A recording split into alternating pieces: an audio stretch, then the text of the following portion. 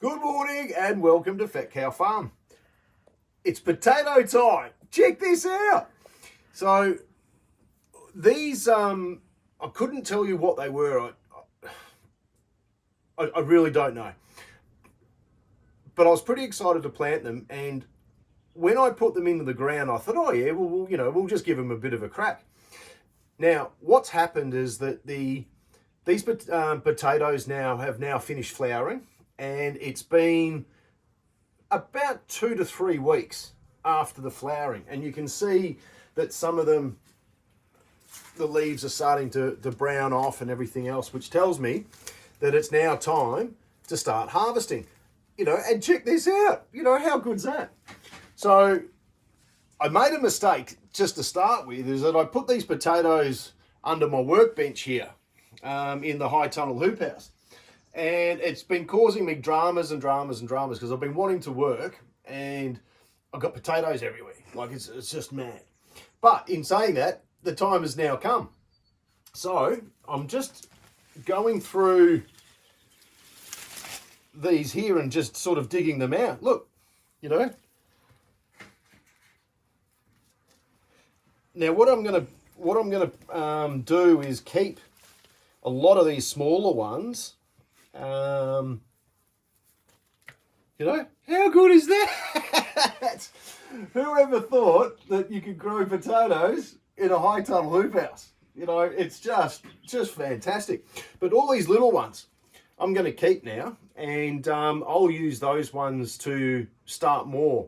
And that was the main objective about trying to find out how the potatoes are going to work in here. Now I've got another bunch down the end, and I'll show you those, because those ones are fantastic. They're the Russian Dutch creams or something like that. We had them at a restaurant. They're absolutely fantastic.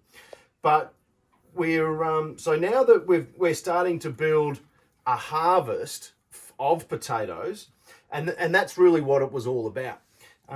Trying to work out a crop that we eat potatoes pretty much all year round. And I wanted to be able to see as an experiment how it went in here over winter. And look, the results here. I mean, it's just absolutely fantastic, mate. So we planted these ones pretty much mid-winter. And so we kept them out of the frosts, and they're protected in here in the high tunnel hoop house. And yes, it's controlled. We've got automated sprinklers, and we're climate controlled now, and everything else. So, I'm pretty pumped up about this. And now what we'll do is keep these little guys for a larger crop. So we're not just going to get, I don't know, maybe out of this bay in here. I might find, let's have a look.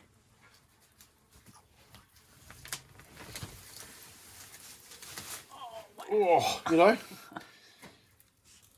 we might end up with 10 or 15 kilos. That's pretty damn good. But the objective being is that what we wanted to do, like I said, was to manage a crop that was small enough. And I've sort of missed out a little bit in the way of its size. So, like these little ones here, I'll keep. And I'll just keep them nice and cool. And then we can sort of start planting those ones out.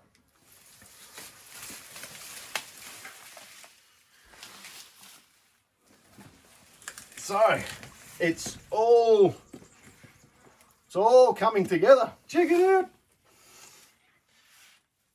I'll have to go and get my my pitchfork, I think, and or my broad fork, and then so I can start really honing in. It's like a big treasure hunt. It's just fantastic. So I'll yeah, look, and this is what it's all about. It's the experimentation of how things work and how things don't work. It's everyone said to me, "Oh, you can't grow potatoes in a hothouse." Oh well, let's give it a go. Well, there is nothing to lose. So I know now that, I think we planted in here maybe 10 or 15 potatoes. We've already got that back already, you know, so it's, and then like I said, we'll keep the rest for planting out again in the larger area, so that we can pretty much be self-sufficient on potatoes all year round. But look, come down the end, I want to show you these Russian creams, because the leaves are certainly different compared to these ones.